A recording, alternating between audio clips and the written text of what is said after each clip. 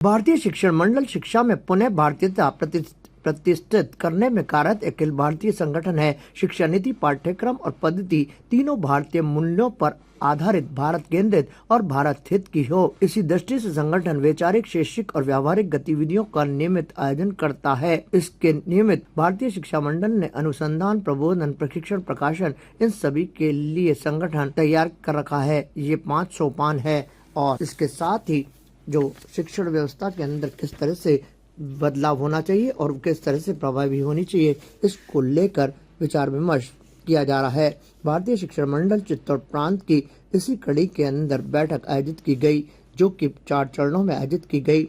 इसमें प्रोफेसर अनिल कुमार गुप्ता, जो कि भारतीय शिक्षण मंडल चित्तौड़ प्रांत के उपाध्यक्ष हैं, उन्होंने राष्ट्रीय शिक्षा नीति पर अपने विचार व्यक्त किए। तो वहीं दूसरी ओर भारतीय शिक्षण मंडल राजस्थान क्षेत्र के क्षेत्रीय संयोजक गजेंद्र पाल सिंह ने भारतीय शिक्षण मंडल विजन 2030 को लेकर अपने विचार रखे। इसके साथ ही कार्यकारिणी की इस बैठक के अंदर राधाकृष्ण मोटवानी, जो कि भारतीय शिक्षण मंडल चित्तौड़ प्रांत के प्रांत मंत्री है, उन्होंने भारतीय शिक्षण मंडल परिचय दिया और रीति नीति का भी पाठ पढ़ाया। इस मौके पर भारतीय शिक्षण मंडल चित्तौड़ प्रांत की प्रांत कार्यकारिणी से जुड़े कई पदाधिकारी और सदस्य मौजूद रहे। कुल मिलाकर शिक्षा नीति को और ज्यादा प्रभावी बनाने की दिशा में क्या क्या कदम उठाए जा सकते हैं, इन सभी विषयों को लेकर विचार रखे गए।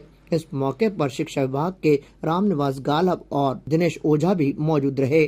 समापन सत्र के दौरान भारतीय ज्ञान परंपरा के बारे में विचार व्यक्त किए गए। मंडल के हमारे 4 से लेकर 12 सदस्य तक एक साथ बैठकर प्रति सप्ताह, प्रति निश्चित दिन और निश्चित तिथि के हिसाब से और निश्चित समय के हिसाब से बैठकर शिक्षण मंडल की शिक्षा के बारे में चर्चा करते हैं और जिसमें जो भी उसके अच्छे मुख्य बिंदु निकल के आते हैं उनको हम अपलिखित करते हैं और लिखने के बाद उसको हम प्रांत तक भेजते हैं, प्रांत वाले राष्ट्र में भेजते हैं। और जो हमारी भारतीय शिक्षा नीति जो है, हमारी राष्ट्रीय शिक्षा नीति, उसके अंदर भी शिक्षण मंडल ने महत्वपूर्ण भूमिका निभाई है।